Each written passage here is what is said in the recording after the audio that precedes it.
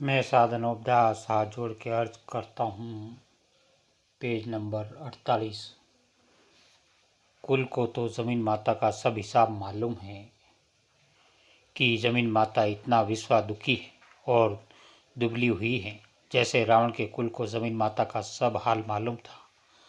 सो इन बातों का हिसाब बनियों के घरों में सबों को मालूम है, और जो कि राक्षसी वेद और राक्षसी वेद की किताबें और टिप्पणा वगैरह है, वो सब बनियों के घर के चलाए हुए हैं। सो इस वेद को और किताबों को काम में लाकर सब दुनिया भूल गई है। सो ये सब बातें मैं गरीब अनोपदास अपनी बीती हुई लिखता हूँ, और सारी दुनिया भी जानती हैं कि वेद वगैरह मालिक के बनाए हुए और उसी के ही चलाए हुए हैं, क्योंकि मालिक की तो कुदरत ही और है, क्योंकि मालिक तो कोई किताब पोथी नहीं लिखता है, ये तो आदमियों की बनाई हुई है। मालिक की तो फक्त सब में रोशनी है, परंतु इन बनियों ने अपने राक्षसी पाप से संसार के लोगों की बुद्धि भ्रष्ट कर दी है, जिसे एक दूसरे में मोहब्बत नहीं है बल्कि ना इत्तेफाकी से देख रहे हैं। इसे जिंदा रहने का भी धर्म नहीं है, और पुराणों में और किताबों में ऐसा लिखा है कि कल जग आवेगा जब अनाज के दाने गिनती से बिकेंगे। सो पहले से ये बातें संसार में चला दी है कि पानी तुलकर बिकेगा, और दरकत एक हाथ का होगा, और आदमी चार गिलास का होगा, और जिनके घर में एक शेर काशी या लोहा होगा वो दुनिया में दौलतमंद कहलावेगा।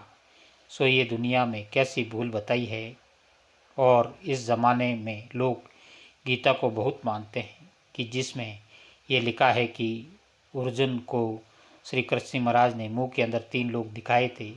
सो ये बात भी दुनिया के भुलाने के वास्ते झूठी चलाई है, और किताबें भी दुनिया में झूठी चला दी हैं कि जमीन माता श्री कृष्ण महाराज के पास गाय का रूप बनाकर आई थी और कहती थी कि मैं पूरी दुखी हूँ। सो देखो भाई, ख्याल करने की बात है कि सूरत किसी की भी नहीं बदलती थी, क्योंकि जो जानवर है वो जानवर रहता है, और जो आदमी है वो आदमी रहता है, क्योंकि जिससी का शरीर मालिक ने जैसा जैसा बनाया है वैसा ही रहता है, जीवे या मरे।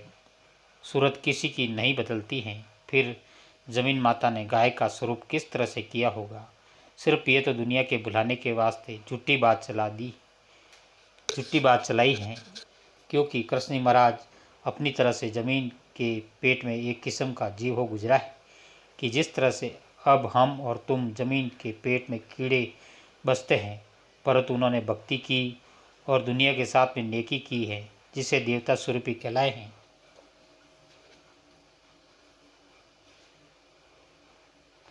पेज नंबर 49 कहलाए हैं। और पहले ज़माने में गौतम ऋषि हुए थे, सो वो परमेश्वर के भक्त थे, और दुनिया ये कहती है कि जिस वक्त मुर्गा आवाज़ देता था उस वक्त गौतम ऋषि जी गंगा पर स्नान के वास्ते जाते थे, और गौतम ऋषि की औरत अहिल्या बहुत खूबसूरत थी। सो इंद्र महाराज अहिल्या के साथ आराम करने का ख्याल रखते थे। जब एक रोज़ गौतम ऋषि जी मुर्गे की आवाज़ सुनकर गंगा पर स्नान के वास्ते गए, परंतु उस दिन इंद्र महाराज ने मुर्गों को ये कह दिया था कि आज तो आधी रात को बोलना। जब वो मुर्गा आधी रात को बोला तो गौतम ऋषि जी गंगा पर स्नान के वास्ते चले गए, और उनके जाने के बाद इंद्र महाराज उनकी औरत अहिल्या से आराम करने को आए और चंद्रमा को पैरे पे खड़ा किया था। जब गौतम ऋषि जी गंगा पर पहुँचे तो गंगा ने गौतम ऋषि जी से ये कहा कि तुम इसी वक्त अपने घर वापस चले जाओ, क्योंकि तुम्हारे घर में कोई छल है। जब गंगा के कहने से उसी वक्त गौतम ऋषि बगैर स्नान किए अपने घर को चले आए, और आकर देखा तो घर में छल ही था, और इंद्र महाराज मौजूद हैं और चंद्रमा पैरे पे खड़ा है। जब कहते हैं कि गौतम ऋषि ने बहुत गुस्सा किया और चंद्रमा को श्राप दिया, और अपनी धोती के फटकार से छाटे दिए कि उन छाटों से चंद्रमा में काले दाग पड़ गए, और अपनी औरत अहिल्या को ये श्राप दिया कि तू पत्थर की होकर गंगा पर जा पड़ना। सो संसार में कहते हैं कि वो औरत श्राप देते ही पत्थर की होकर गंगा के तीर पर जा पड़ी।